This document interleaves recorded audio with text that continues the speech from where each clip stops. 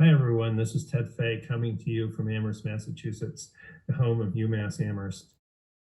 What I'd like to talk to you today, actually, as the Paralympic Games are sort of in mid-stride, finishing up this coming weekend, is the issue and the sort of controversy centering around two female snowboarding athletes, Cecile Hernandez and Brenna. As many of you may be aware, but maybe not aware, they had to win an injunction in a German court to fight the ruling that the International Paralympic Committee made actually 2 years ago and then reaffirmed this year in this particular Winter Paralympic season building up to it, that they would not be allowed to compete.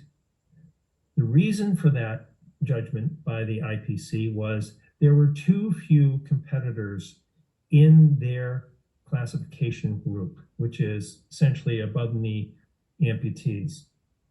Although Cecile has MS, so she has a combination disability of similar type. They were ruled ineligible because there were just the two of them and not five of them from 3 continents in multiple nations.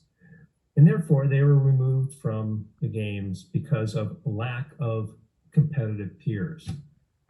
What's also going on in the games, which if you're consuming it all, you realize that in alpine and cross-country skiing, there's a time factor system that is utilized to combine all classification groups into standing men and women, B classes, locomotor disability classes, and sitting classes, so 3 groupings. And with that system, which actually was created in 1986 here in the United States by our Nordic team, and then passed along to our Alpine cousins, has been used for the last 30 years to combine classes. So in effect, Huckabee and Hernandez would be simply combined with the other classifications of athletes in snowboarding. This is not the way the rules of snowboarding exist at the moment. And what is really crazy about this decision is that we used to have rules, early days of the Winter Paralympic Games, that if an athlete chose he or she wanted to ski in a more competitive class, let's say a person with a more minimal disability, they had the option to do that without any compensation in terms of time. So the time factor system was created to create more diversity, more equity, and full inclusion of those athletes that were talented, trained, and capable of skiing in their sport.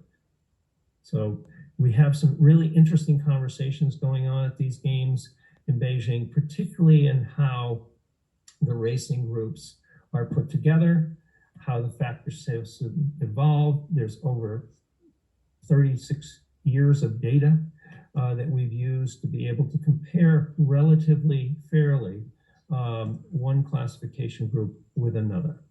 And with that, you have high sport. You have a credible race of enough competitors where there's a challenge all the time in that not the same person is winning all the time. However, you do need to remember that there are generational athletes, such as Brian McKeever, for example, in cross-country skiing from Canada.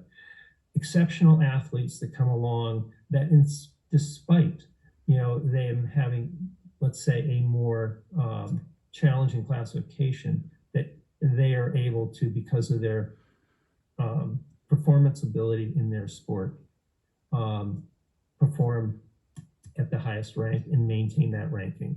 But otherwise, you see a really good mixing and variety and variation of who wins, who's on the podium, who's close to the podium. But more importantly, the fields of competitors are high level, they're getting higher all the time, and it's high sport.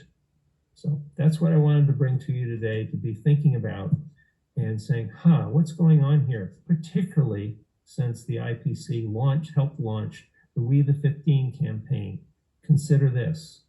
Why are they excluding athletes? Because there are not enough competitors in their racing group, when they do have, in winter sport anyway, a great example of how to mitigate that particular issue.